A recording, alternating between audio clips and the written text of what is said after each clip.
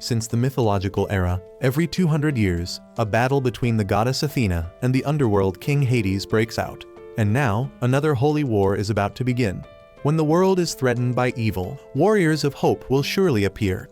They are called the Saints of Athena, and their cloths represent the 88 constellations. They always fight to the death. Their fists can tear apart the sky and split the earth. In 18th century Europe, a group of young men were bullying a dog. They threw stones at its head for fun.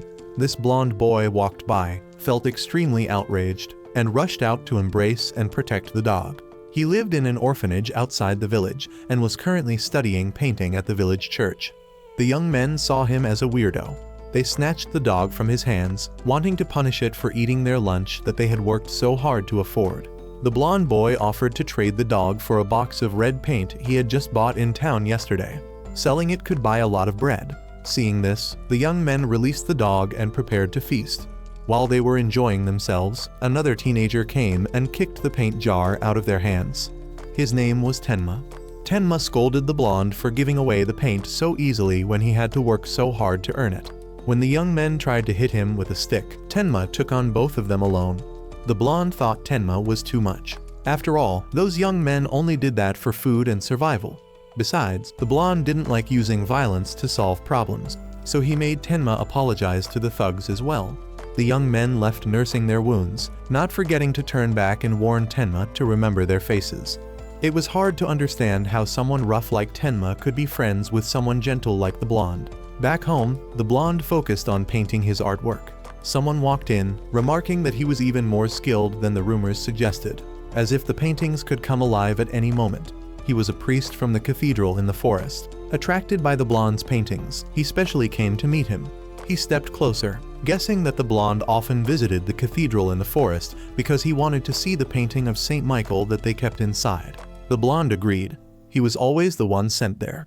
He heard it was a beautiful painting that would make any sinner unconsciously feel remorseful and shed sincere tears when looking at it. His greatest dream was to see that painting with his own eyes. Hearing this, the man suddenly became dangerous. Very quickly, he regained his normal composure. He asked why the boy hadn't colored the eyes of the saint yet. The boy replied that he hadn't found the right color. He wanted a red like the sunset. Although he had tried many shades of red, he still couldn't achieve it. The man smiled. The human ability to create colors has its limits. The colors humans see are merely illusions created by the reflection of light. In other words, colors are just fabrications. The boy didn't understand what the man meant. He suggested the boy go to the mountain north of the city if he wanted to find true color.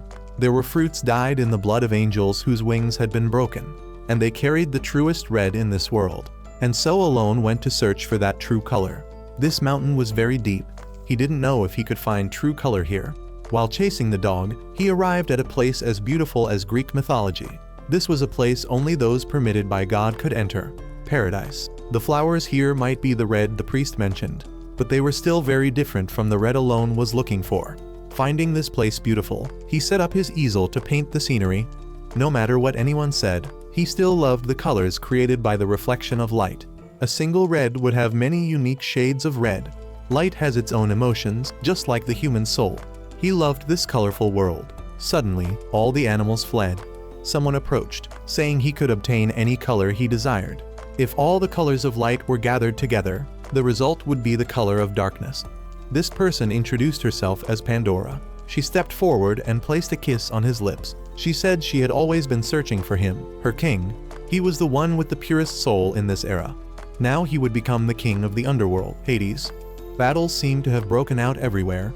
This man was the invincible warrior Doko. This time he came here to defeat the underworld king Hades. Looking at the situation, Doko guessed that Hades had been resurrected, but no matter how he pressed them, the warriors wouldn't tell him.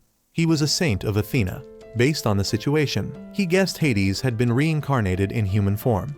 Alone had fainted on the mountain and was found by his two friends. Tenma sensed that Alone was in pain and ran to search for him. Tenma could sense everything very clearly, as if there was an entire universe inside his body. If he concentrated on something, he would feel as though a tremendous energy was flowing out of his body. Alone felt a bit of a headache. Suddenly, the silver pendant around his neck fell to the ground. When Tenma tried to pick it up, Alone frantically rushed to protect it. He asked Tenma if he sensed something within himself. Suddenly, two children came running with news. The people in the city, wanting to save themselves, had diverted the flood toward their area. Alone believed that everyone was a good person, so he would go persuade the adults. Tenma would go check the condition of the river. Because of the promise between Tenma, Alone, and another girl, Tenma would definitely protect everyone at all costs. Then he ran off to find a way to stop the water from flowing into the river. Not knowing what to do, he used his fists to redirect the flow. Doko sensed an unusual energy and followed it. Seeing that the person stopping the flow was just a child, Doko wanted to stop him. The inner power within Tenma burst forth as he reminisced, and he successfully shattered the huge rock. Doko had no more doubts. This was the Cosmo he was looking for.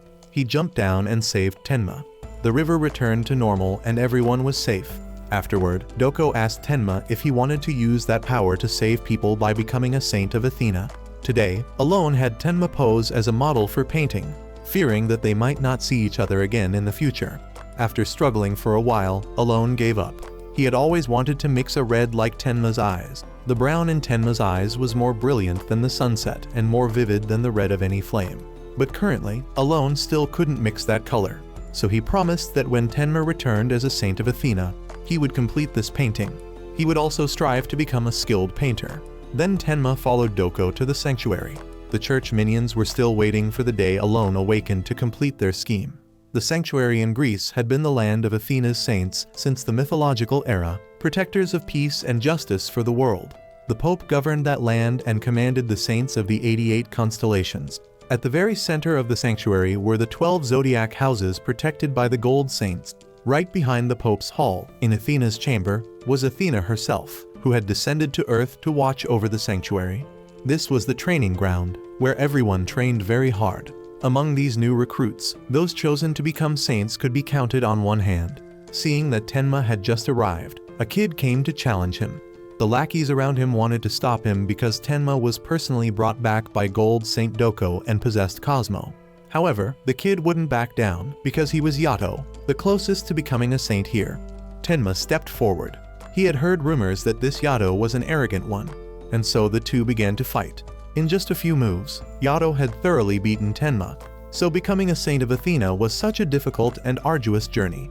Yato then advised him to go back home and farm vegetables and raise fish, saying Doko had made a mistake choosing Tenma. Tenma couldn't swallow this anger and took it out on the stone slab.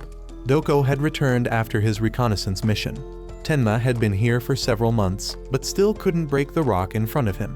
He didn't understand why he could do it on that rainy day, but couldn't now. Doko said it was all because he still didn't understand the source of destruction. First, we should understand that everything in the world is made of atoms. Everything in the universe was created from the Big Bang.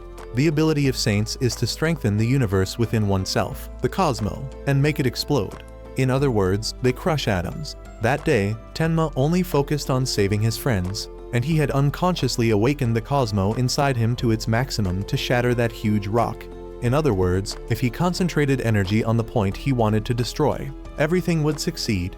Doko reminded Tenma of his promise that he had vowed to become a saint and return, and fortunately, he would stay at this sanctuary for a while. He would watch Tenma's progress day by day. With that, he left. Tenma remembered his promise to his friends and figured that Alone must have painted many pictures by now, so he resolved to keep trying. Suddenly, he felt as if Alone was nearby. When he approached and grabbed that person's hand, it turned out to be a girl. He knew her name was Sasha, but she didn't understand how he knew her name. Tenma mentioned the past. She, he, and Alone had all lived together in an orphanage. In his hand was still the flower bracelet she had made. Finally, the girl remembered everything. How could she forget the gentle Alone and the stubborn Tenma? Actually, since coming here, she had never forgotten everyone. But Tenma didn't understand why Sasha was here. Before she could explain, a monster emerged from the ground trying to grab her. Because he saved her, Tenma was severely injured. The monster said he came here to capture the goddess Athena. He was the Great Worm. He loved hearing little girls scream. He ignored Tenma's struggling, letting the boy scream as he pleased. But with his power, he probably couldn't even destroy these worms. The power of friendship within Tenma surged. He immediately burst into tears and then punched through everything binding him. The demon didn't understand. Clearly, Tenma wasn't a saint yet, but he already had Cosmo. He used his strongest technique on a kid like Tenma, making him collapse to the ground. Then he trampled on him at will. At that moment, Sasha stood up with the intention to stop him. The demon seemed to have found his prey. Gold Saint Ares Shin appeared just in time to save them. It turned out Sasha was Athena. At this moment, they were about to face an enormous crisis. 2 years later, Tenma had become much stronger and officially became a saint. Afterward, he was bestowed a cloth. When he donned the cloth, Bronze Saint Pegasus Tenma was born. From the higher-ups came information that the specters were gathering in Italy. The situation was now very serious. Tenma, as a new saint, needed to prepare mentally to fight the army of the underworld soon. To save life on this earth, he needed to sacrifice himself to protect Athena. Tenma immediately accepted the order. Even Athena Sasha gave him a victory sign. After Tenma left, Alone continued to paint every day as promised. However, the world around him seemed to have turned gray, and life seemed to have disappeared from his paintings. Everything that Alone painted would die. He was extremely distressed. And at that moment, Pandora appeared again. Perhaps his saint had been moved by Alone's suffering. That saint was painted to save everyone's souls, and those paintings were all perfect. To her, in the end, true salvation was only death. But first, Tenma needed to be saved. So she took Alone's hand and led him to a place, the cathedral in the forest. His dream was to see the painting that would make even criminals repent when standing before it. So she would grant him that wish. The always closed door in the church was now opened, and the priest was waiting. At the castle, Sasha gazed at the constellations and saw them moving very fast. Tenma had made it up here. This was Athena's palace. It was very difficult to enter. He had always wanted to tell her everything. But now that she was Athena, it was harder to meet. Sasha recalled their past as children. She always protected Alone, who had such a kind heart that he had never harmed anyone. And Tenma was always the one who protected both of them. He always ran to shield everyone. So when Sasha left, Tenma had promised to protect Alone in her place. They heard that specters were gathering near their hometown. So both were very worried about Alone's safety. As for Alone, when he entered the cathedral, he also felt something strange. He had always wanted to be saved, always wanted to see that painting. But when he saw it, he didn't understand why it looked exactly like him. The priest caught him when he felt dizzy, advising him not to look away. This was his true self, his true form of salvation. Those he had saved were also in this painting. Alone gradually approached the painting. Those he had saved, the children he had painted the other day, had all died. All because he had painted them. The people here continuously brainwashed him that death was salvation. The children who died would no longer have to fear tomorrow, no longer have to fear being bullied. Alone was brainwashed into believing that death was salvation, and he was the one to carry out that mission. At that moment, the moon that had been normal suddenly changed. That was the moment the underworld king Hades arose. The holy war had officially begun. The saints with their distinctive zodiac signs have the duty to serve the goddess Athena and protect peace on earth. After the sanctuary issued its summons, the silver saints were sent to scout the enemy. Their specialized combat techniques are said to be nearly equal to those of the gold saints. They continuously used extremely powerful attacks to eliminate the enemy. However, one managed to escape. Instead of chasing after him, the commander ordered everyone to follow him. After tracking him, he hid in a church in the forest. And there, his accomplices were already waiting. Pandora shouted for everyone to surrender. After the reconnaissance mission, only 3 warriors returned. The commander praised them for being very brave. They reported that the specters were gathering in Italy. Many mysterious deaths had occurred consecutively in the area, and the residents there were living in fear. While searching in the forest, they encountered a very suspicious church. There, they clashed with the specters and defeated all of them. However, those who returned were not warriors of Athena, but the specters themselves. They had disguised themselves to come here and take her life. The warriors quickly rushed forward to protect her. This power was clearly not that of silver saints. Those people couldn't be that strong. Their silver cloths had turned to the dark color of the underworld, exactly like the color of the surplices, because they were no longer saints. They had sacrificed themselves while fighting the specters and were resurrected by the underworld king Hades. It was unbelievable that such proud warriors would lower themselves to become Hades's minions. But to them, being saved from the fear of death in exchange for Athena's life was completely worth it. They charged forward as if determined to take Athena's life. Doko and Shin wanted to rush forward to fight, but Sasha stopped them. She felt great pity for her subordinates who had been exploited by the enemy and departed from this world. and so she successfully purified them with her divine technique. Athena was so sad that she shed tears. Doko asked the Pope's permission to summon forces and requested the opportunity to battle the specters because they had harmed their brethren. And so the Pope granted Doko and Shin the authority to select Silver Saint forces to prepare for the journey to Italy. Their target was the city near the church in the forest that the three warriors had just mentioned. Hades was certainly there. He advised everyone to be careful. And so Doko went to the warriors to summon soldiers. The goddess Athena wished them well. This mission was to gather information about Hades' movement. He didn't want anyone to die in vain, especially Yato. He had just become a saint, so he hoped he wouldn't push himself too hard. However, Yato wouldn't back down. He was determined to use all his strength to protect the goddess Athena and do better than Tenma. Athena watched everyone from above. Tenma guessed she must be very worried about their homeland and about Alone. She looked at him, and he looked back at her. He promised to protect Alone. And so Tenma followed everyone toward the forest. The scenery here was very familiar. Could it be that Hades had been resurrected right in his own homeland?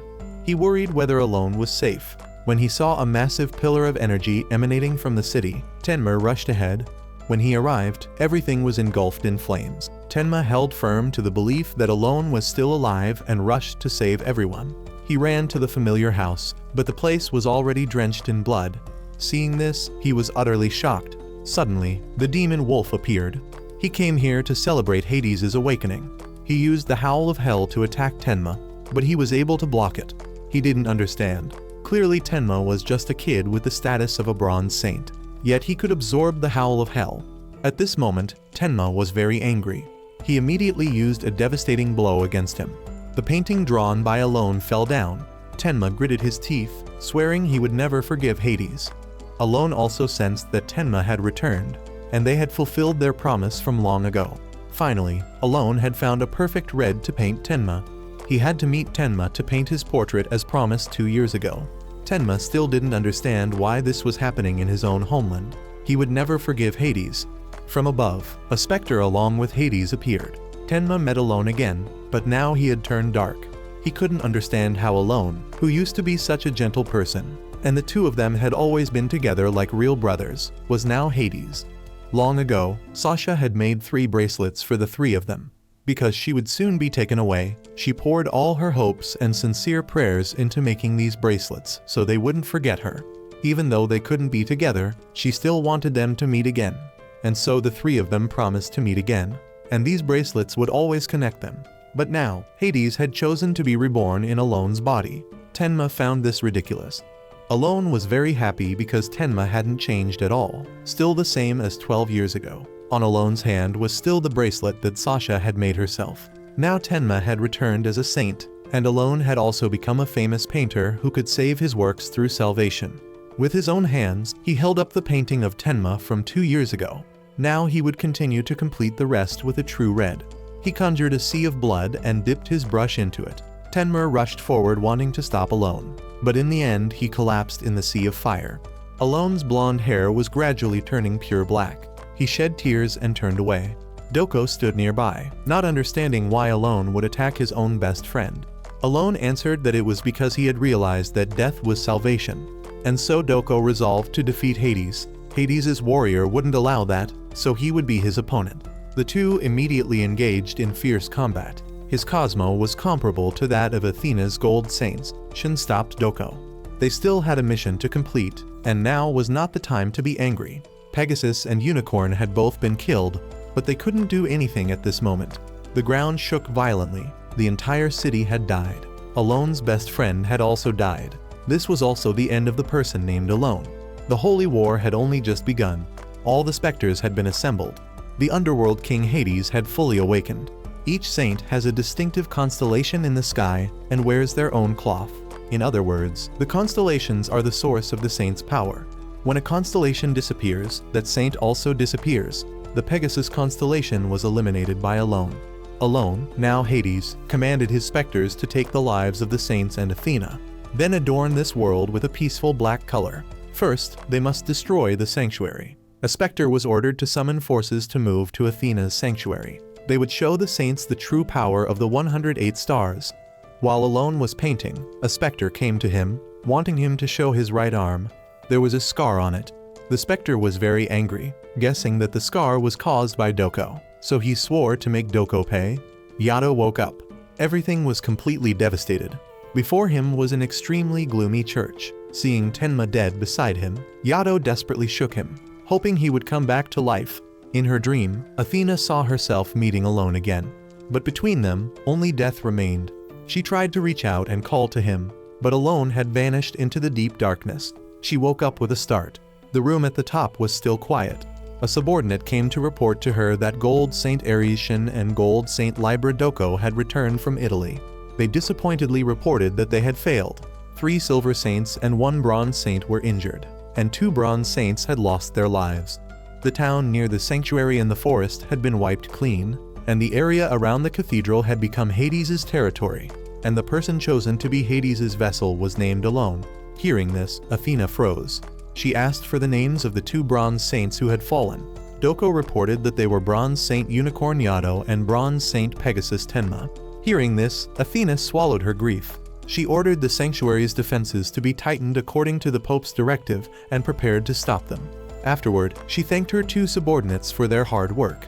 She wanted them and the other Silver and Bronze Saints to rest and prepare for the upcoming battle. They saw that Athena was truly strong. Clearly she was in great sorrow but could still remain so calm. Yato was now turning Tenma over. Even though he hated Tenma, he knew that if Tenma died, the goddess Athena would surely be heartbroken. He didn't think anyone had survived. A mysterious figure approached. Yato thought it was a specter and attacked, but the person quickly dodged. It was a girl. She called Yato a fool. She advised him to quickly control his temper, or the specters would discover them. She said she was assigned by the elder to bring Tenma back. Yato didn't trust the girl before him. He didn't know who she was.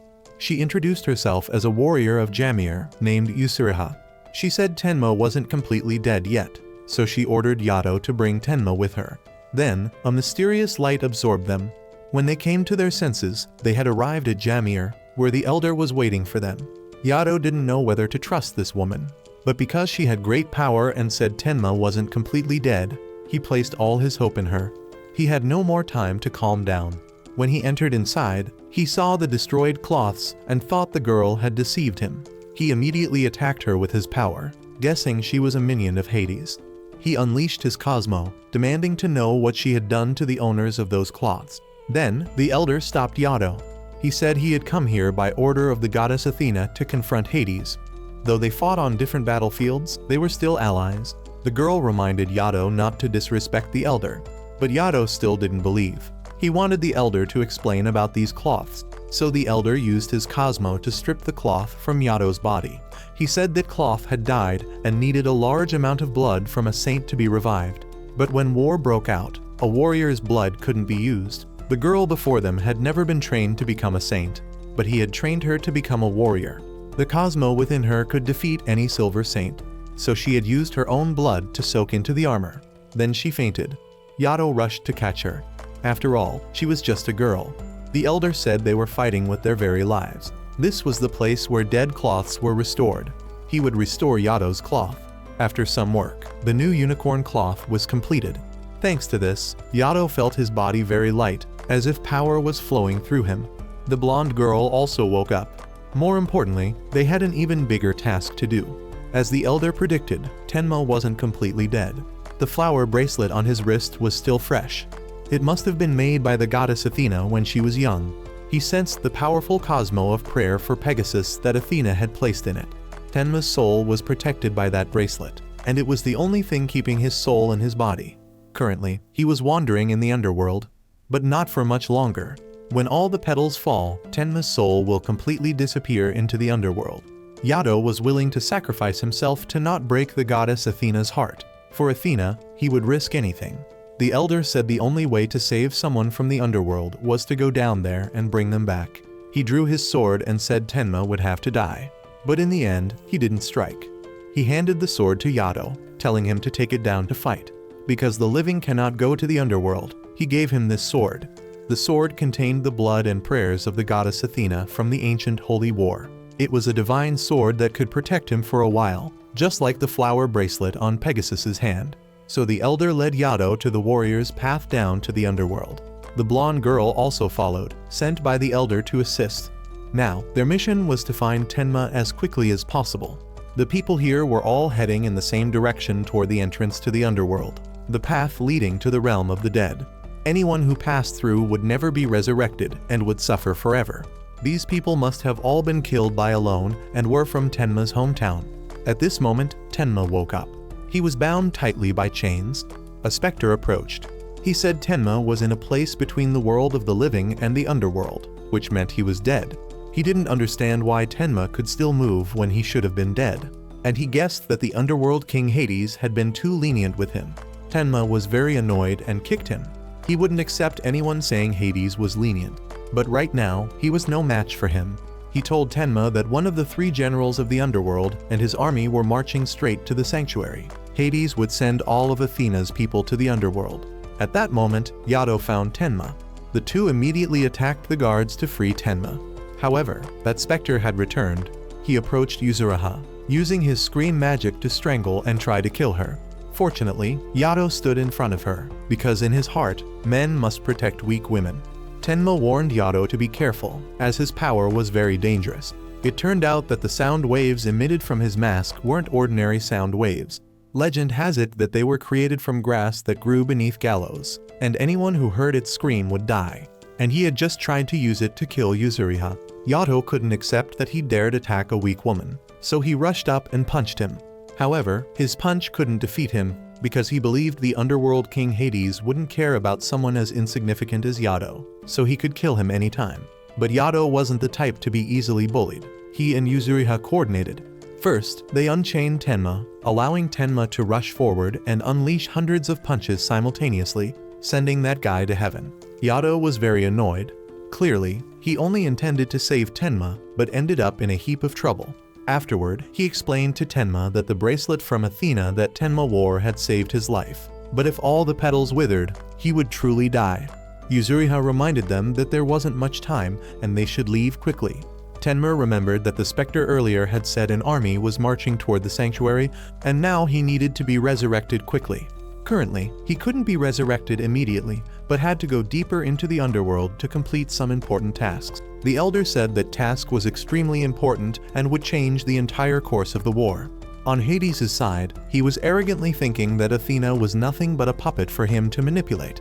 All peace had vanished after Hades picked up his brush and painted them.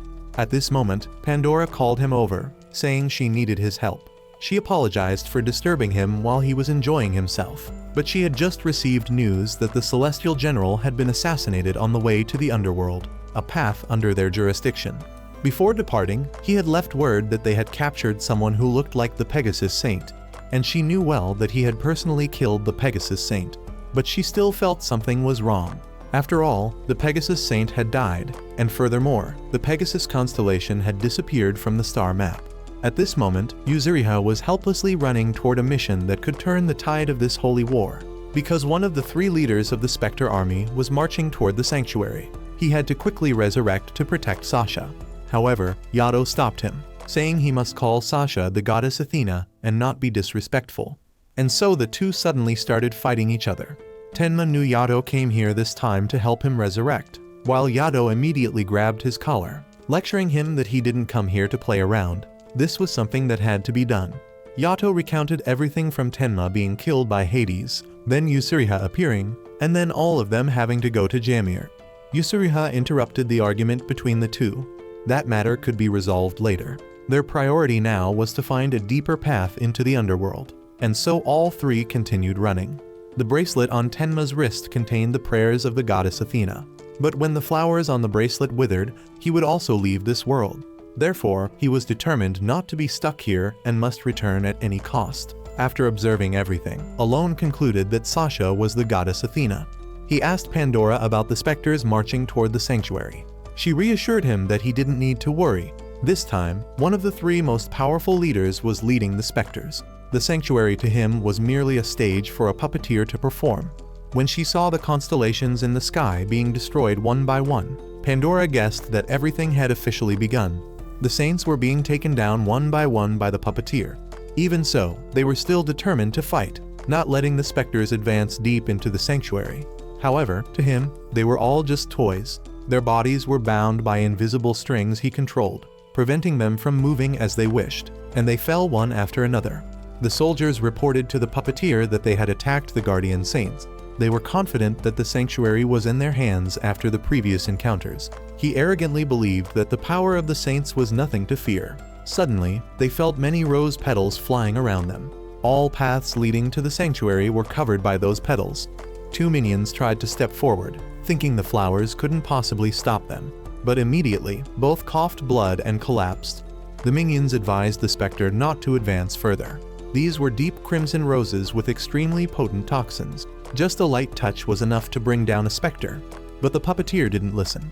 The one greeting them was none other than the gold saint of Pisces. He was one of the 12 powerful gold saints from the distant zodiac, possessing an exceptionally beautiful and elegant appearance. To the Pisces gold saint, they were foolish to walk in here seeking death. He warned that if they wanted to end up like those two underlings, they should enter his territory. But if they wanted to live, the only option was to run. However, the specters were not afraid and charged forward. Naturally, they immediately collapsed among the poisonous rose sea. They didn't understand why he could stand among the poisonous roses unharmed. Because just like those flowers, the Pisces gold saint carried poison in his body. Seeing the red smoke rising from the rocky hills around the sanctuary, Shin guessed it was the demonic rose fragrance of the Pisces gold saint. The outer defense system of the sanctuary was stable, and perhaps they would be ready to engage in battle in time. Several other gold saints were also participating in command. All thanks to the rose battle line of the Pisces gold saint, the specters couldn't pass through that garden of death. Shin knew a story about the Pisces gold saint. His house was the last zodiac house, located right next to the Pope's hall. Because the area around the house was covered with demonic roses to deal with intruders, the guardian of this house also had to be like those flowers, possessing toxins in his body and complete immunity. The Pisces gold saint was a prime example. Even his blood contained poison. With his beautiful and elegant face, he was admired by many, but he rarely initiated contact with others, perhaps fearing that the poison in his body would harm them.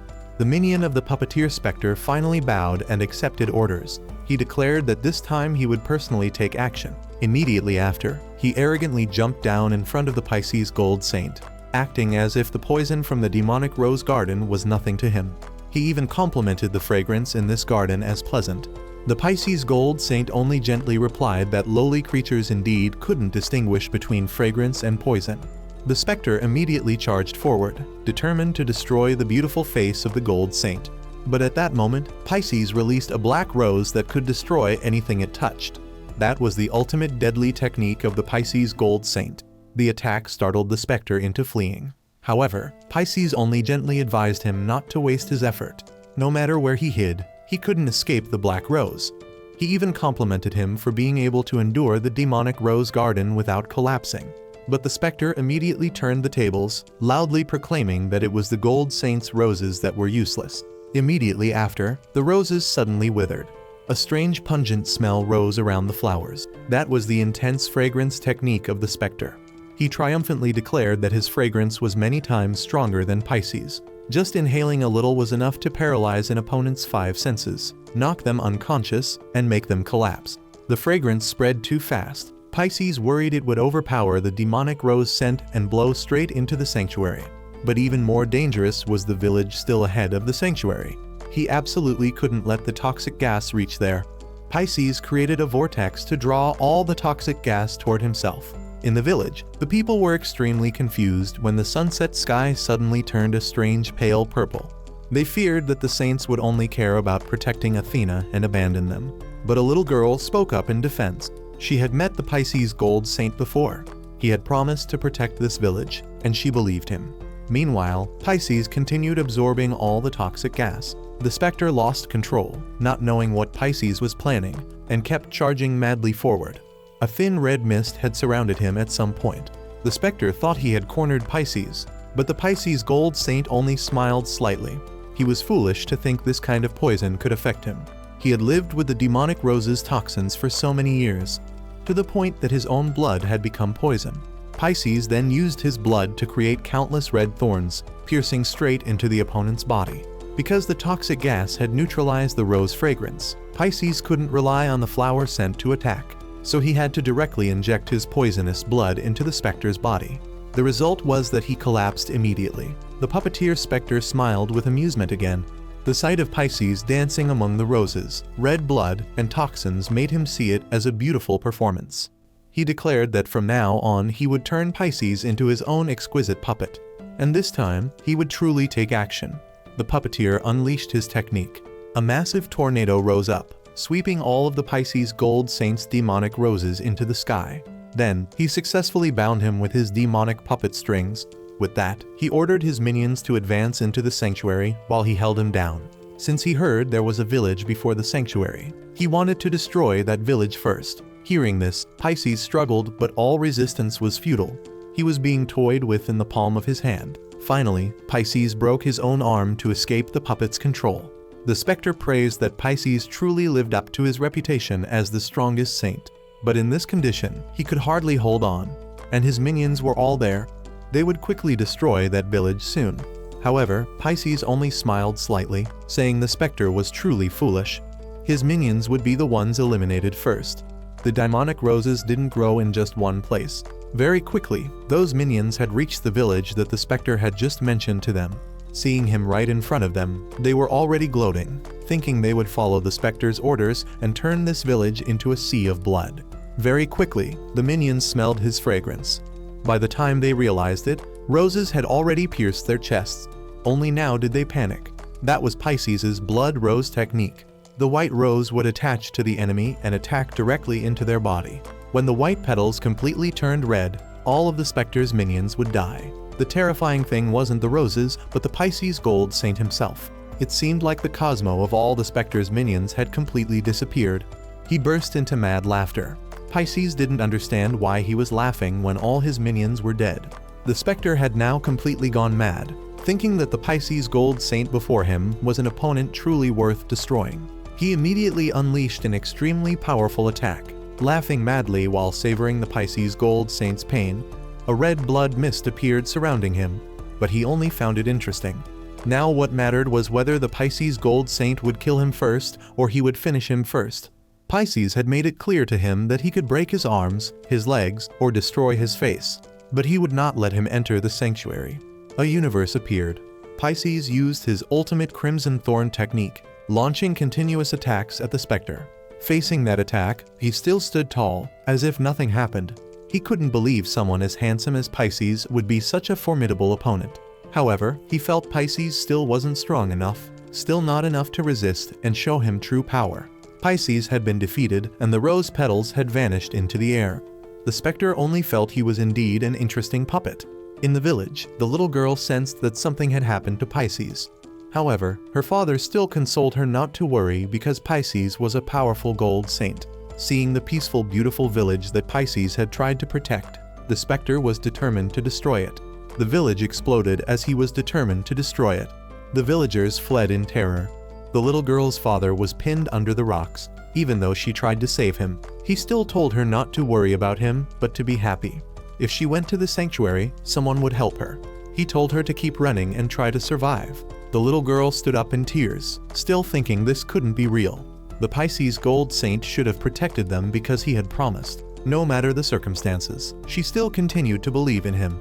At that time, she had been running in the rain, worried that the flower petals she was carrying would wilt before she could deliver them to the Pope.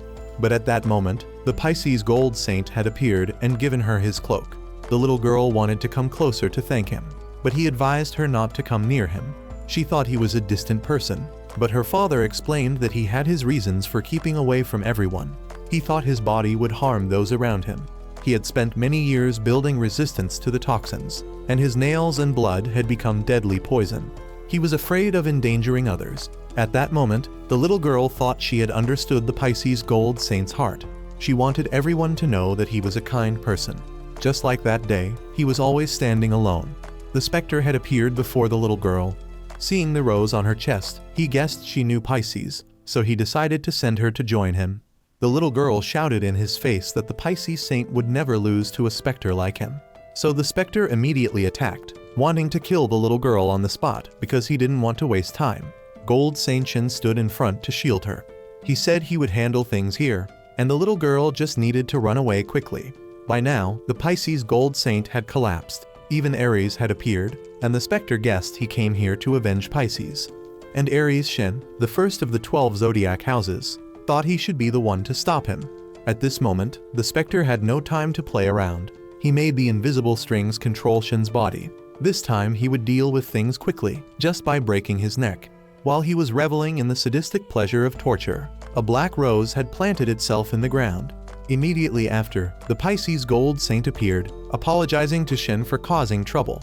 Clearly the specter had broken all the bones in his body, but he was still alive. The specter was also very surprised that Pisces was still alive. He thought if Pisces had died earlier, his death would have been beautiful.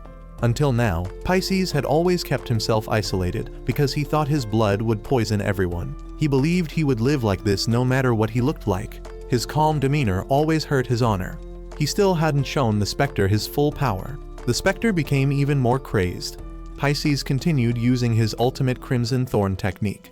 The specter arrogantly thought that technique had no power against him, but he was wrong. The Crimson Thorn absorbed the owner's blood, then transformed it from mist into thorns. With such quantity and power, Pisces was truly incredible. When Shin realized it, perhaps Pisces had used all his blood in the attack against the specter, and so Pisces was exhausted. The specter thought Pisces was dead. Aries Shin would be his next opponent. However, Shin only calmly stood up. He didn't need to fight someone like that, and reminded the specter to look at his own chest. It turned out the demonic rose that Pisces had been holding in his mouth was now on the specter's chest. That rose wasn't a demonic rose, but a white rose.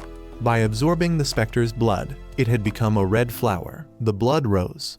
That white rose had absorbed all of Pisces' poisonous blood and turned red.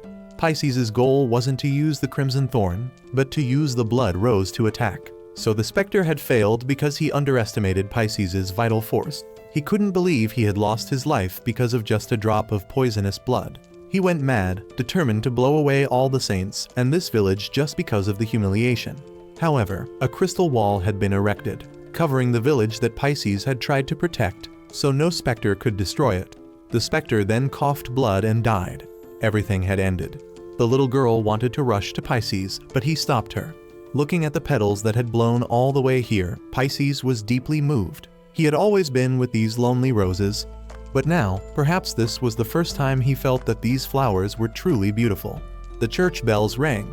Shin and the little girl returned together. The little girl followed him, asking if this battle continued, would the saints lose their lives? People like Pisces would fight until they were wounded. And the little girl didn't want to see the saints get hurt at all. She also didn't want Pisces to die. Shin thought they didn't fight to die. Their most important duty was to protect life and love on this earth. He was just fighting to fulfill his duty. Even if death or something was waiting for him on the other side, he would still continue fighting until his last breath. Suddenly a strange sound came, saying that Pisces' death was meaningless. The voice introduced itself. Using teleportation, a person stood before them. He introduced himself as coming from Jamir and requested to be quickly taken to meet the Pope. At this rate, the sanctuary would fall. It seemed that Spectre had taken the life of the Pisces gold saint, but at the same time, his Cosmo and his minions had also disappeared. Hades in the distance was still hesitating, not knowing whether the freed Spectre's souls would come to him, whether he could free them from the chains of life, pain, and suffering once again. He summoned the next Spectre, a warrior from the eternal peace of death. When the boy was brought before the Pope, he found everything absurd.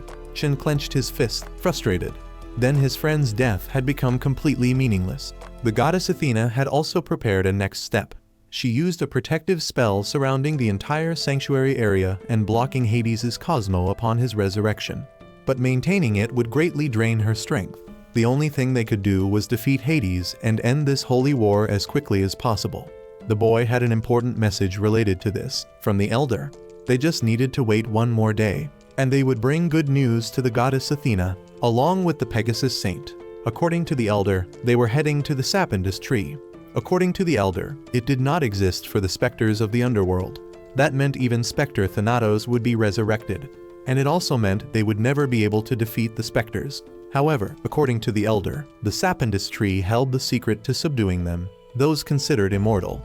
And they were walking on the path that specters used to descend to the underworld. If they followed them, Yuzuriha thought they could quickly reach their destination, so they continued to advance forward. However, from the moment they found the exit, they arrived at a desolate place. There, a starving wolf was waiting for them. It was Cerberus. It was here to guard against intrusion into this area. Yuzuriha reminded them to be careful of its 3 heads. Yato charged forward. He wouldn't let his 2 friends fight without wearing their cloths, so he would deal with this creature. He used his technique to fight it, with Yuzuriha providing support. But its 3 heads were really unfair. If only they could attack all 3 heads at the same time. This time, Tenma decided to help. He would attack all 3 heads at once and defeat it. And very quickly, he had taken it down. They were in the 7th prison, the place that punished the greedy, thieves, and fraudsters. The path they had just taken led straight here. Tenma couldn't believe that someone who used to love light and colors so much like Alone was now in a world like this. A circle appeared in the space. Alone appeared, saying he came here to meet Tenma. Alone's hair had turned black, and Yato didn't understand why the Underworld King had come here. Since this was a good opportunity, Yuzuriha was determined not to let Hades escape. She rushed to attack, but it was completely useless. On the contrary, Hades thought she was foolish for getting in the way between him and Pegasus. He advised her to know her limits. Alone approached and pressed close to Tenma's cheek. He loved it when he resisted. Although he was saved by Sasha's hands, Alone was certain that his being here was not just a coincidence. Nevertheless, Alone made an offer for Tenma to join him alongside the specters to change this world. He wanted to turn this world into a peaceful and quiet place, and would decorate the earth with darkness. Yato frantically warned Tenma not to listen to him.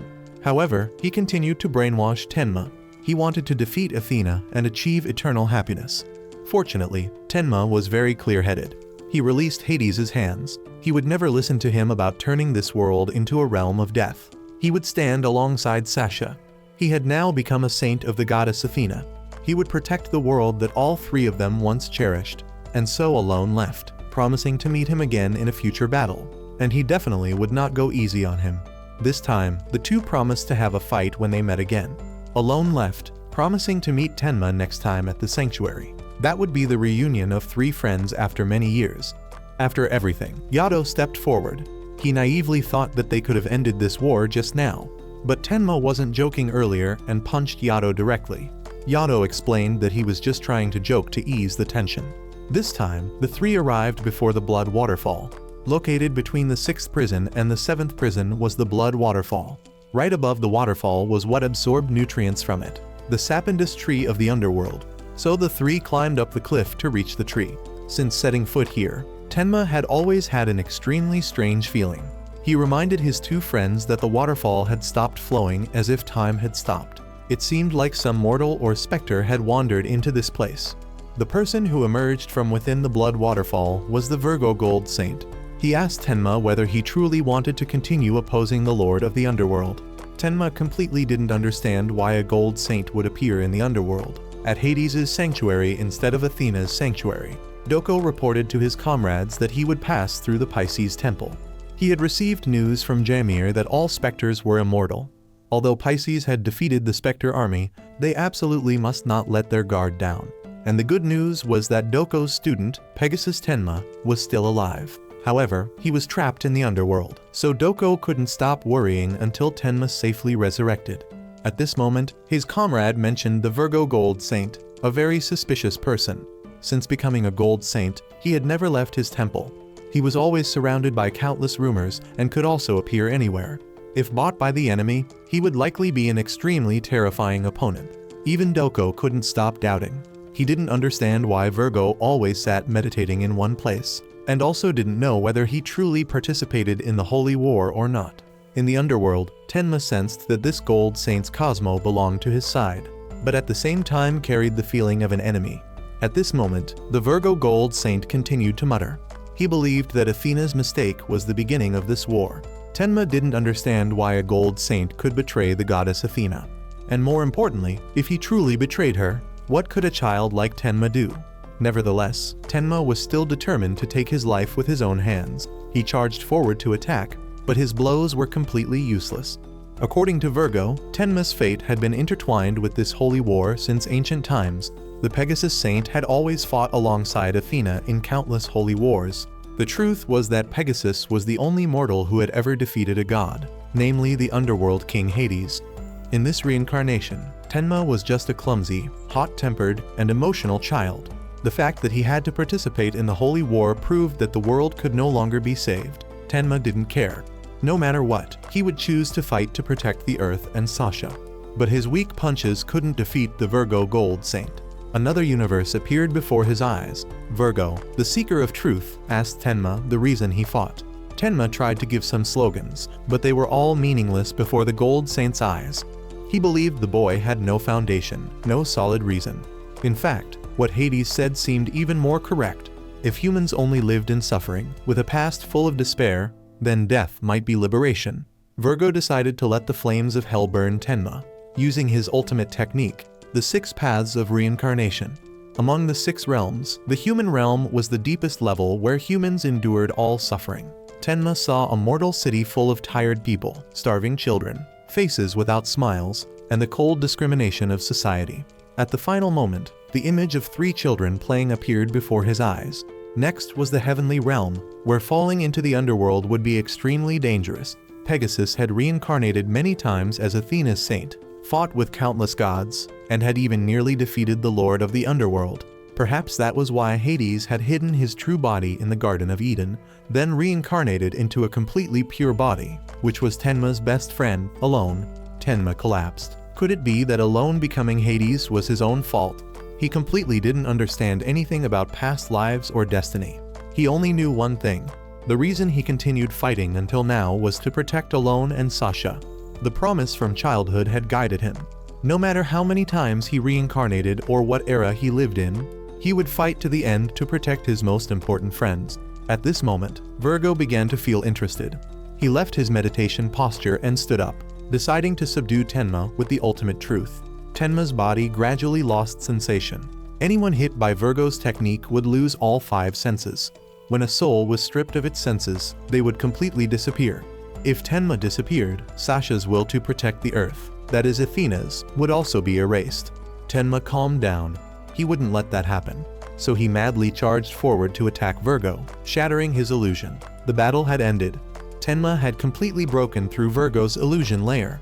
It turned out the battle just now had only taken place inside his head. The only thing that survived in the underworld, the sapindus tree, had connected with Tenma's cosmo and blossomed and bore fruit. The fruit that the elder of Jamir had been pursuing fell out. Virgo advised him to take as many as possible, the more the better, and he promised to meet him again on the surface. The illusion ended. Yado and Yuzuriha had also awakened. They caught Tenma, who was battered and fell from the tree. Tenma presented the sapindus fruits. His mission was to bring them back.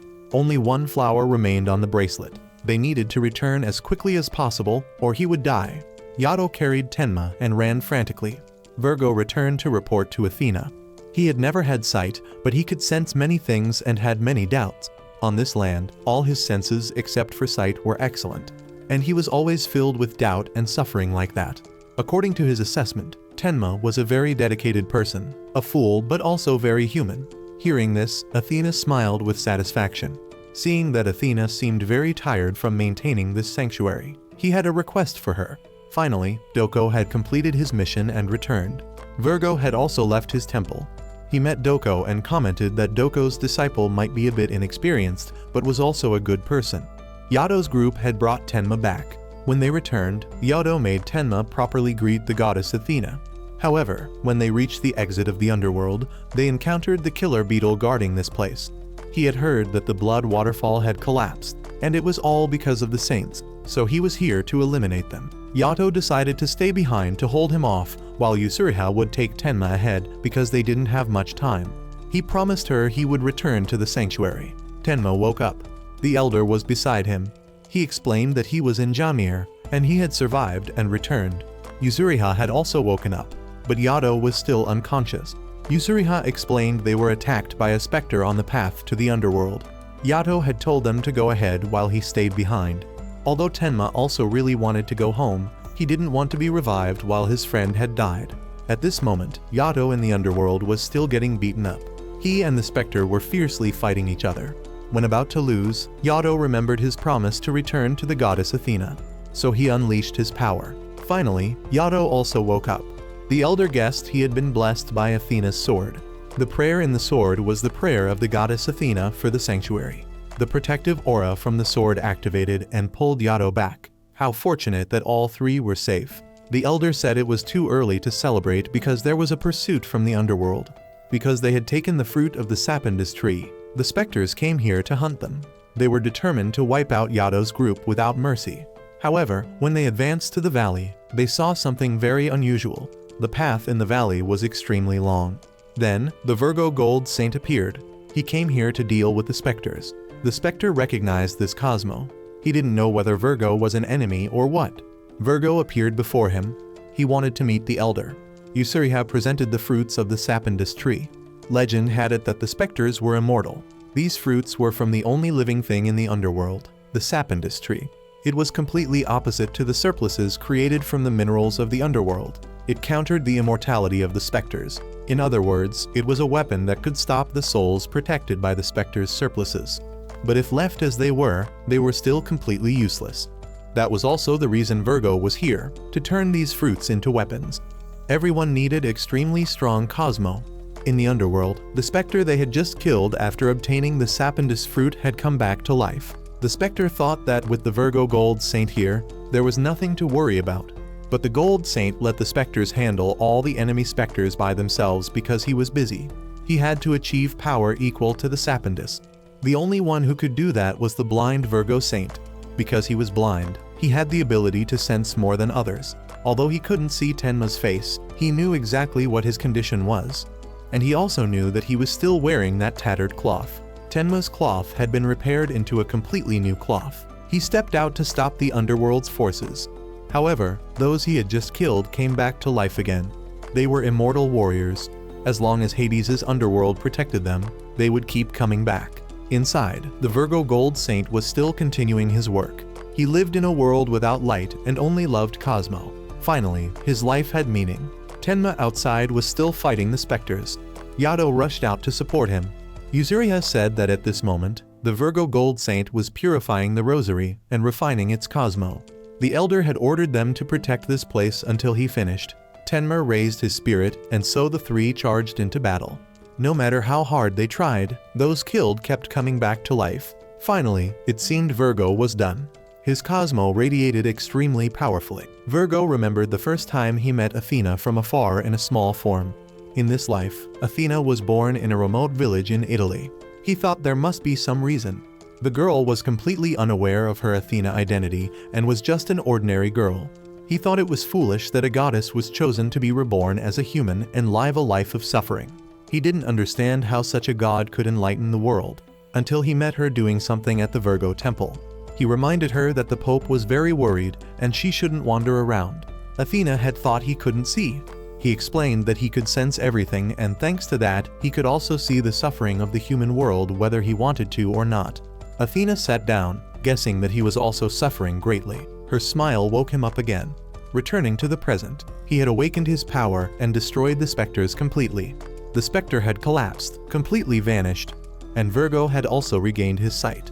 He remarked that the specter looked younger than he thought, and the specter also looked exactly like Athena when she was young. He remembered Tenma taking care of Athena wholeheartedly. The rosary that sealed the specters' souls was complete. Now Athena's army could be equal with the specters. However, it had been exchanged for Virgo's soul. Tenma cried, not understanding, scolding Virgo as a fool. The specters who had been defeated by Pisces' white roses had come back to life. But they sensed that their recovery process took longer than usual, and he thought it was due to Athena's protective power. They also couldn't sense the Cosmo of their superior, and it seemed the village and the sanctuary were still safe. Regardless, they still believed their master couldn't be defeated by a saint. Even if something happened to him, they just needed to defeat Athena. The Taurus Gold Saint appeared. He thought the specters were truly arrogant, and their superior would never be able to resurrect again, and they would share the same fate. Under his hands, the Taurus Gold Saint. The specter was contemptuous because Taurus didn't have a rose garden like Pisces, nor did he have the ability to release poisonous roses. He didn't know what he planned to do to fight all of them. For Taurus, he only needed to cross his arms. That was indeed true. Just by crossing his arms, the specters fell one by one at his feet. Suddenly, he sensed a mysterious Cosmo in the sky heading toward the protected area. The enemy didn't even bother to hide their intentions. A specter appeared before him.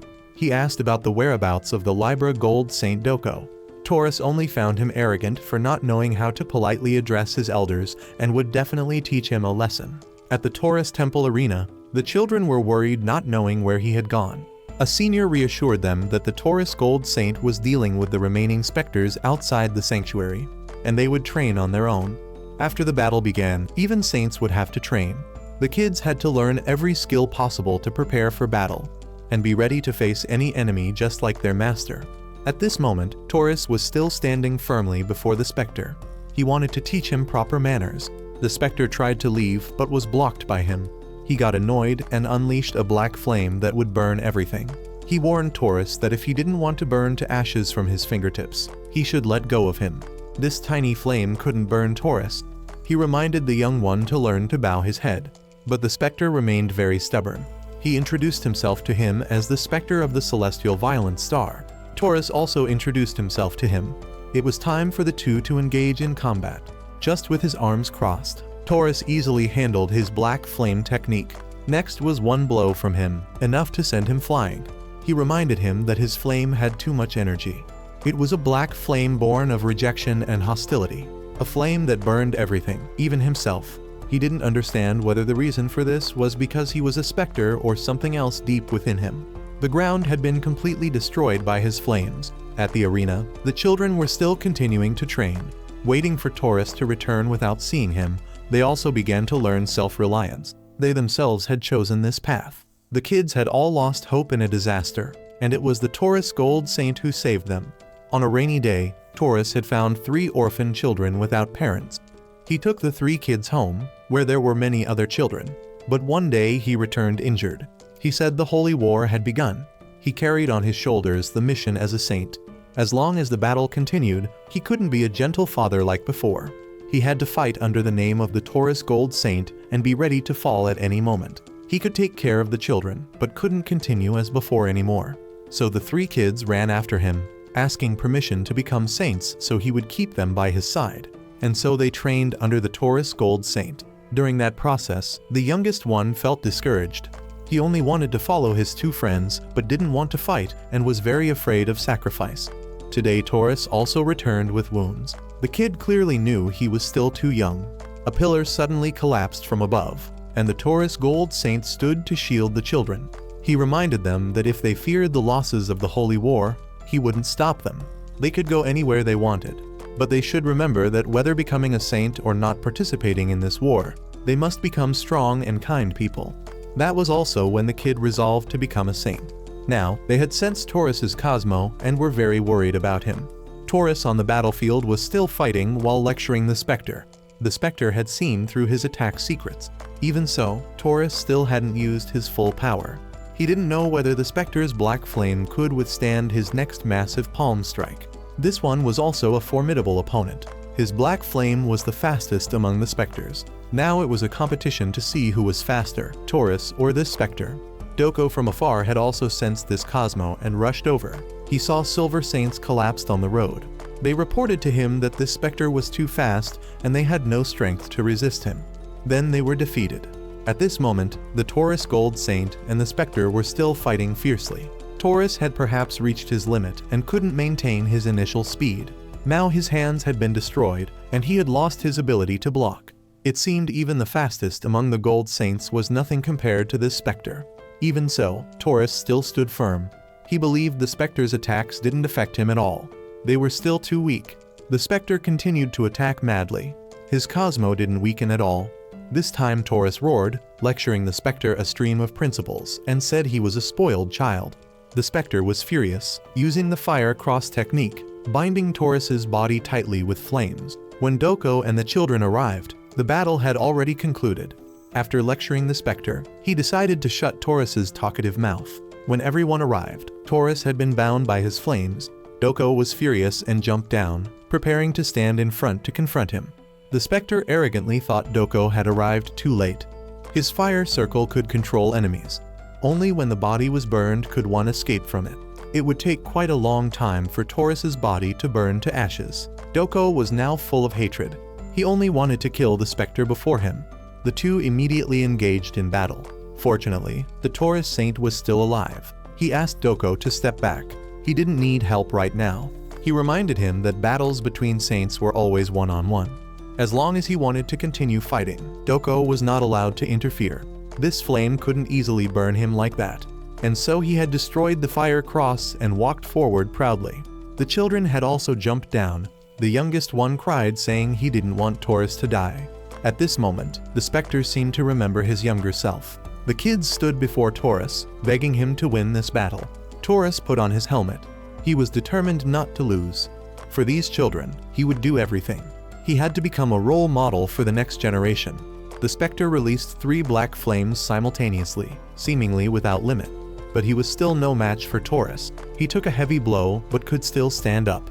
He questioned Taurus why he didn't just kill him. Taurus replied that it was because he wasn't blocking his path. He didn't know what the specter had done for Hades, but he only saw him tormenting the Guardians and treating it as a game. He advised him that he wasn't suitable to be a specter. To him, specter or saint didn't matter. He only fought for his own ideals. With that, he declared he would meet Taurus again in the near future. The sun had set and Taurus was also falling. He had worked hard to unleash all his power like that. Taurus was helped by the children back to the sanctuary. He came before the Pope to report. As expected, the goddess Athena's protective barrier had weakened. The messenger from Jamir reported that some specters had resurrected. They had been subdued and their bodies brought inside the barrier. Taurus also reported that there was a specter as powerful as the 3 specter generals when compared to the Sagittarius Gold Saint. As for the goddess Athena, she tried to stay calm, but clearly she wasn't well. Her barrier was enough to prevent the specters from fully resurrecting, but couldn't endure the cosmo pressure day after day forever. Athena's body and soul had nearly reached their limit. The saints had to free her from this pressure as soon as possible. The Pisces Gold Saint had died, the Virgo Gold Saint still hadn't returned, the Taurus Gold Saint was injured. This made Sagittarius extremely worried. Taurus stubbornly claimed he was fine, but when Sagittarius lightly touched him, Taurus coughed violently. Sagittarius advised him to conserve his strength. Because this was a holy war, sacrifice could come at any moment to protect the goddess. Sagittarius had been with Athena since she was small, since she opened her eyes to see the world. He was the one who brought her here. He found the goddess Athena at the village that day.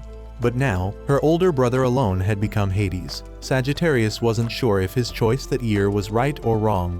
When he saw Athena having to go against her gentle nature to fight, his heart ached. Because according to her words, Alone was like Pegasus Tenma back then, just an innocent boy. Suddenly, a cosmo as deep as darkness appeared. The sky immediately turned dark. Athena's protective barrier cracked open. Hades appeared, greeting Athena after not seeing her for so long. Athena recognized her childhood friend Alone. But now, he had become the underworld king Hades. He raised his hand and destroyed villages and Athena's castles. The Gold Saints also didn't expect Hades to personally enter the sanctuary. Doko still held a grudge about the day Hades destroyed their homeland, forcing them to retreat. He would never forget. Hades used a technique that prevented the saints' bodies from moving. Then he walked before Athena, saying that now he was no longer her brother. The 2 of them had fought for 200 years. Cherishing memories was foolish for humans. It was meaningless to live carrying the burden of sadness and despair. No matter how hard Athena tried to be human, the beautiful days of the past could never return. And the ones who took away those days were the saints. Sagittarius stood up under tremendous pressure, aiming his bow straight at Hades. Hades thought it was a rude and foolish act. He recognized Sagittarius as the one who took Athena away from the village 5 years ago. Sagittarius believed that decision was correct to protect her. But he still didn't understand why Athena was born at this time together with Alone and Pegasus Tenma, who had put their lives in danger to protect the boy whose body Hades took over that year. Hades said Athena's love for him was meaningless. To the saints, Athena's love symbolized hope. But everything was useless under Hades' hands. Sagittarius' arrow was deflected back, causing him to fall. Athena finally stepped onto the battlefield. She drew her scepter, preparing for battle. At that moment, Tenma returned, standing to block in front of her. As promised, he had returned to defeat Hades. Pained by the harsh reality, Athena drew her scepter, preparing to enter battle. Tenma had returned, but the reunion of the 3 from those days was no longer as complete as they had once hoped. Tenma took out the rosary, the item that prevented the specters from continuing to resurrect. This rosary was made from the sapindus tree. the only tree that existed in the underworld, completely opposite to the surpluses which were composed of underworld minerals. It possessed the power to suppress immortality, sealing the souls of specters protected by their surpluses. Their souls could be completely controlled by the rosary. Tenma understood clearly that Athena had chanted an ancient spell, creating a protective barrier around the sanctuary. He reassured her that everything would be fine. The Virgo Gold Saint had risked his life for Tenma, for the rosary, and also for Athena. And now, the only reason Tenma continued to fight was the promise of reunion the three had made years ago. However, this reunion was full of tragedy. Alone had now become Hades, wanting to harm his own sister, just as he had destroyed their homeland without any regret. A dog suddenly ran over, the same animal Alone had saved 2 years before. To Hades, the promise from years ago still held meaning. It was just that everything could no longer be as before. Hades asked Tenma whether he thought he would harm Athena without any regret. The answer was yes. Immediately, the small dog transformed into Cerberus, the three-headed dog guarding the underworld. Tenma pulled Athena aside, realizing that the animal had never been ordinary. Hades affirmed that everything was within his calculations. He had never intended to resurrect the specters. Hades challenged Tenma to use the rosary if he wanted, because to him, death was the most peaceful medicine. Saints, specters, Athena, Tenma, and all life on Earth would eventually have to pass away. That was the mission of the underworld king Hades. Pandora, the survivor from the previous holy war, also appeared. Her soul had always served beauty. Pandora was actually the one who had cared for Alone since childhood. Since ancient times, goddesses carrying Zeus's bloodline rarely brought good things, but Athena was different. She had never done anything to make Pandora hate her. Now, Pandora and Athena officially confronted each other. Pandora criticized Athena for being reborn in a mortal body, then taking over the body of Hades' little sister, suspecting that Athena had lowered herself to control Hades when he was still a boy. Athena calmly replied that living as a human was not degradation or something to be ashamed of. To her, the days spent living with Alone and Tenma were far more precious than merely existing as a goddess. She had no schemes, only wishing to live peacefully with those she loved. Pandora rushed forward to attack Athena, but was blocked by Tenma. Hades ordered Pandora to retreat. What he needed to do now was return to the underworld castle. He had learned enough about everything, and had no reason to continue staying at the sanctuary. Tenma tried to chase after Alone, but was immediately knocked back. All his attacks now were no longer strong enough to reach Hades. Before leaving, Hades said that soon this entire world would witness a painting. The sky suddenly changed, as if becoming a giant painting. Everyone was stunned. It was the lost canvas. When the painting was complete, the entire earth would be erased. Right after Athena disappeared, the Gold Saints didn't understand why this painting had appeared. Doko concluded that it wasn't simply a work of art. Hades could use the painting to destroy life. Shin was extremely worried about Athena and the Pope. He understood that when the lost canvas covered the entire sky, the souls of all living beings would be devoured. Tenma also realized that everything Hades painted would disappear from this world. When the painting was complete, Earth would be plunged into eternal darkness. Tenma questioned Hades that this wasn't the reason he had always painted. When he tried to charge forward again, a specter blocked his path. The Taurus Gold Saint, despite being seriously injured, still rushed forward to protect Tenma. He believed that the only hope of this world was placed in him, someone who had been Hades' close friend. As for Tenma, he was determined to become the one to stop Hades. He jumped onto the horse-drawn carriage, declaring he wouldn't give up until he could reach Alone. But Pandora cruelly knocked him down. When everything became quiet again, Pandora asked Hades the reason he came to the sanctuary, because she didn't believe he came here just to fight. Hades replied that defeating a saint in hatred was something he had to do. He also realized that Pandora wanted to protect him too much, like caging a bird. In the underworld, Thanatos' subordinates believed that Hades at this time still had too much humanity, not truly suitable to become the underworld king ruling over the realm of the dead. 3 days had passed since Alone attacked the sanctuary. Fear still shrouded this place, especially regarding the lost canvas, the work that could erase all life in the world once completed. While Tenma was still dazed with worry, Doko suddenly punched him in the head. He scolded Tenma for not being like before, advising him that if he was just going to sit there blankly, he should go do something more useful. Before, Doko had thought Tenma was dead, yet now he had not only returned, but appeared right when the underworld king Hades attacked the sanctuary. Tenma truly always surprised him. Despite his grumbling, Doko was still glad he was safe. However, Tenma was still extremely worried about the Sagittarius Gold Saint, who had been struck by Hades' own reflected arrow. He had met Sagittarius long ago and had always hoped for a chance to talk to him again. But until now he still hadn't woken up. Doko said the Pope mentioned that Hades' attack had directly damaged his soul, which was why Sagittarius remained in a coma. Though it sounded contradictory, Doko also didn't want Tenma to turn against alone as enemies. Many years ago, the Sagittarius Gold Saint had told him about a boy who always risked his life to protect his friends. Thinking back now, Doko understood that the person he mentioned was Tenma. The Virgo Gold Saint had also said that Tenma's destiny was linked to the Underworld King from ancient times. That was why Doko believed Tenma was everyone's greatest hope. He hoped Tenma would always remember his friends and move forward. Fortunately, Tenma had never changed from before until now. Thinking of the harsh trials awaiting him in the future, Doko could only silently pray for Tenma. In the underworld, a subordinate questioned Pandora about why Hades had left the sanctuary alone. Pandora remained silent. Indeed, Hades was becoming more like a true underworld king each day, stronger, colder, and more worthy of that position. However, Pandora still noticed that Hades was clinging to the past. Suddenly, two gods appeared behind Pandora. They were Thanatos, the god of death, and Hypnos, the god of sleep. Pandora immediately knelt down, explaining that she had done nothing to offend them. The two gods said they had already arranged everything in the underworld, but Pandora had disrupted the situation with the incident at the sanctuary. Therefore, they punished her and warned that if things exceeded their capacity, they would directly assist Hades. The only goal now was to complete the lost canvas and end all disturbances in Hades' mind. Pandora just needed to eliminate the causes making Hades uneasy. Gritting her teeth, Pandora decided to target Athena and those occupying an important place in Hades' heart. She opened the underworld gate, summoning two professional assassins to set out and assassinate Tenma, destroying his soul so he could never reincarnate again. The two promised to kill Tenma in the darkness, so fast that he wouldn't even realize he had died.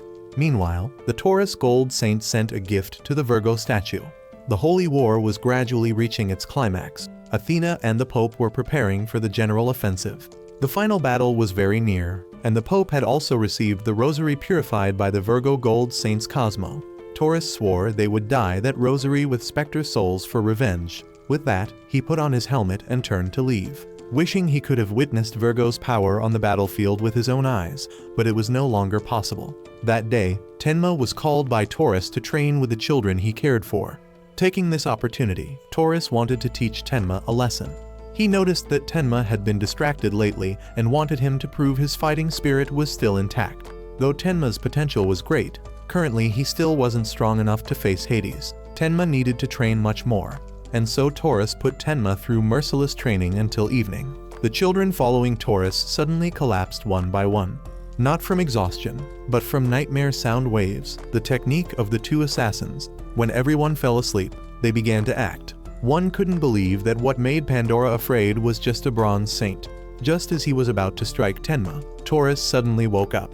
He absolutely wouldn't allow anyone to take Tenma's life. The assassin was shocked that the nightmare sound waves had no effect. It turned out Taurus had damaged his own eardrums so he couldn't hear anything. He quickly knocked down one, but the other attacked from behind. To resist the sound waves, Taurus stabbed through his own arm to stay conscious. Though he didn't fall asleep, his nervous system was still heavily affected. The two assassins planned to kill the Gold Saint as well and bring his head to Pandora. Taurus's old wounds flared up again. He was continuously pressured by them. But after everything, Taurus still stood firm, lifted the assassin up and declared he was nothing compared to him, then finished him on the spot. The remaining one couldn't understand why Taurus could be so stubborn. The last assassin unleashed his ultimate technique, using his singing voice to attack the spirit. The sound crept into Taurus's consciousness, finally making him collapse. When he approached Tenma to finish him, the image of the children Taurus had protected appeared in his mind. They still had their whole lives ahead of them. Thinking so, Taurus forced himself to stand once more, unleashing a massive Cosmo wave, knocking away the assassin. Just as the last one was about to strike, another specter appeared and stopped him. He believed Hades wouldn't be pleased with this approach, then forced the assassin to reveal who gave the order. After being interrogated, he had to confess that the order came from Pandora, and Hades was completely unaware because he was focused on completing the lost canvas. Pandora had begun to suspect Hades and wanted to eliminate any threats that might affect him. The Spectre declared he only served Hades, not Pandora. When Tenma woke up and saw Taurus collapsed, he frantically rushed over thinking the Spectre was the killer. But he stopped Tenma, saying he didn't kill Taurus. He announced that Pandora was currently controlling all the Spectres, and the assassinations targeting Tenma were just the beginning. If Tenma wanted to know more truth, he should find out himself. With that, he flew into the sky, considering his debt to Taurus repaid. Taurus's death left the children in extreme grief. They burst into tears, not understanding why he had to leave at this moment. Last night, the Taurus Gold Saint had sacrificed himself. He was too severely wounded and could no longer struggle to continue fighting. Everyone didn't understand why he had fought outside the sanctuary. They heard he wanted to protect a bronze saint who was being attacked by specters. That bronze saint was none other than the Pegasus Saint Tenma. Tenma carried many emotions in his heart: regret, guilt, unwillingness, and anger. Each emotion rose up within him one after another. Tenma realized he had no more time to waste. He shouldn't have appeared at the sanctuary from the beginning. At this moment, everyone at the sanctuary was extremely busy. Despite their efforts, they still couldn't find Tenma. Everyone only hoped that Taurus's sacrifice wouldn't cause him to do something foolish. In this situation, Tenma's act of leaving the sanctuary could be seen as desertion.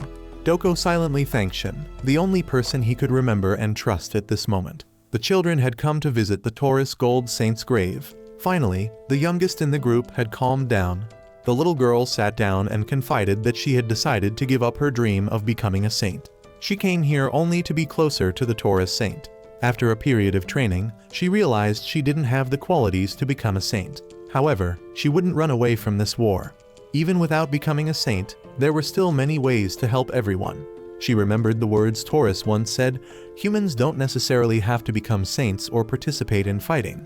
Just becoming strong and kind people is enough. She had also believed that after the Holy War ended, Taurus would return and continue being the gentle father he was before. But that could never happen anymore.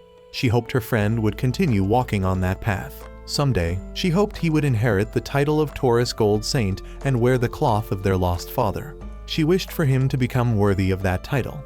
The boy agreed and promised he would definitely become such a person, not disappointing Taurus. The little girl also hoped that when the youngest grew up, they would be able to understand everything. They had to be strong to continue living. Tenma stood watching that scene, his heart aching as if being cut. Suddenly, a gold saint blocked his path. That person warned Tenma not to freely enter or exit this place because the sanctuary was on high alert. That person was the Cancer Gold Saint. Tenma asked this person to let him leave. He didn't want to return to the sanctuary anymore. Tenma believed everything was his fault, that Taurus had to sacrifice himself. It would be better if he no longer stayed here, and the specter with the black flame had told him so. Pandora would keep sending assassins to kill him. There would be others who would have to sacrifice like Taurus. Therefore, Tenma decided to leave this place and participate in the Holy War on his own. In war, some would live and some would die. Incidentally mentioning this matter, the Cancer Gold Saint wanted Tenma to know something. If a saint left the sanctuary without permission, that person would have to receive heavy punishment. However, despite saying so, he also admitted that Tenma was different from others. For that reason, Tenma still had value, so Cancer wouldn't punish him at this time. But he also wouldn't let Tenma leave easily. Cancer imprisoned Tenma in the dungeon and would only release him when they needed to use him. Tenma screamed, demanding to be released from this place. He frantically punched the iron bars, then collapsed. In this situation, Tenma thought that Doko and Shin certainly wouldn't forgive him either. And Taurus too. They had entrusted so many things to him. But looking at himself, Tenma felt he had absolutely no capability at all. At this moment, Tenma suddenly remembered the specter with a black flame. He had said that Pandora was directly commanding Hades' army. That meant currently Tenma had no idea what Alone was doing. According to Pandora's surveillance, the Cosmo of her subordinates along with Taurus had disappeared. However, Tenma had still survived. This showed the assassins had failed. Pandora served directly under Hades. If this news reached the twin gods' ears, or worse, reached Lord Hades' ears, everything would be completely ruined. She had arbitrarily commanded the Spectre army. Therefore, Pandora was determined at all costs to kill Tenma, to prove her loyalty to Hades. At that moment, a shadow appeared from behind. He said he would forgive Pandora's failure in assassinating Pegasus. Even if he forgave Pandora, Lord Hades wouldn't easily overlook this matter. Immediately after, Hades' voice came through. Hades questioned Pandora why she had arbitrarily ordered the assassins. No matter which choice Pandora made, she would ultimately receive punishment. Hades completely didn't understand her feelings, and from then on became increasingly distant from her. Afterward, the two death gods appeared again. If Pandora couldn't resolve everything herself, they would personally prepare for Hades. They ordered Pandora to bring Hades there and seal him away.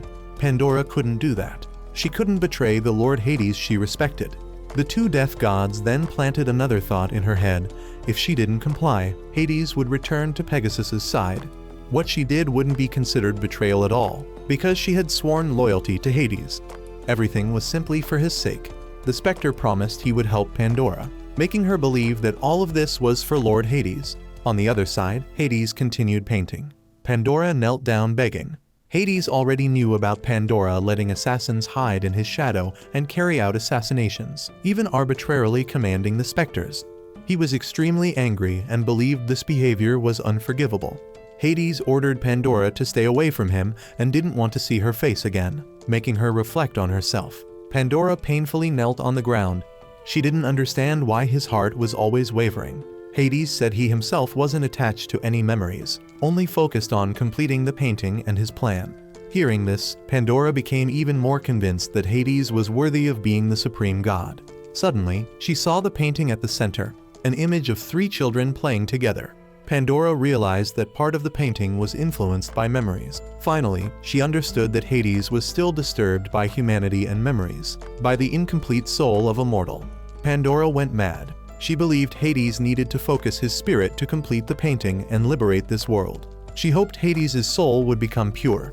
Pandora begged Hades to forgive her, then brought him into another space. She believed everything she did was for Lord Hades.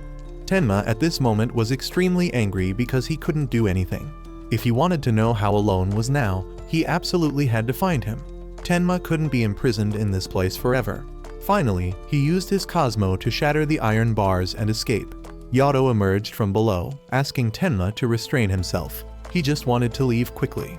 Yato sighed, admitting that every time he went with Tenma, he always ran into trouble. Outside, someone was already waiting. Looking carefully, that person was Yusuriha. She had passed the tests and officially became a saint. However, her cloth was still left at the sanctuary. The elder had given her a special opportunity, so she brought it along. Not only that, Yusuriha had even been promoted to a rank higher than Yato's bronze saint. Though not fully understanding everything, Tenma was certain that the elder was the one behind all these arrangements. Tenma decided to leave here and advance toward Hades' territory. At the sanctuary, the elder of Jaimir appeared. It had been a very long time since the three had met again. He believed everything that happened was according to Tenma's will. Only when facing death could the human soul become stronger. If Pegasus was only allowed to live safely, it would truly be a waste. Humans needed to be used properly. If Pegasus no longer existed, then no one could harm Hades, not only as Lord Hades, but also as the soul of Alone. That was Athena's hope and wish. Finally, the elder's people had helped Tenma escape successfully. This time, the Jaimir elder also had to take a risky gamble. He knew it wouldn't be easy to change the Pope's decision, but he believed the Pope would bear the responsibility for Pegasus. He also hoped Athena, Sasha, would express all her feelings. Athena handed over her scepter and ran off. It seemed their enemy was not only Hades and Pandora, but also those hiding behind the darkness. Pandora was still playing the harp. Pegasus's Cosmo was becoming increasingly clear. It turned out the connection between the three had existed since ancient times. Pegasus would always confront Lord Hades, and this tragedy was repeating once again. Even so, they were certain that Hades had been imprisoned in a place no one could access. They had erected a protective barrier around Hades' castle, and would make Pegasus fall before reaching there. Death, fear, and despair would be under their control. Tenma had escaped from the sanctuary. Looking back behind, Athena, his dear friend Sasha, was looking toward him, smiling in hope of a victorious day. Gaining more motivation, Tenma was determined that this time he would successfully return.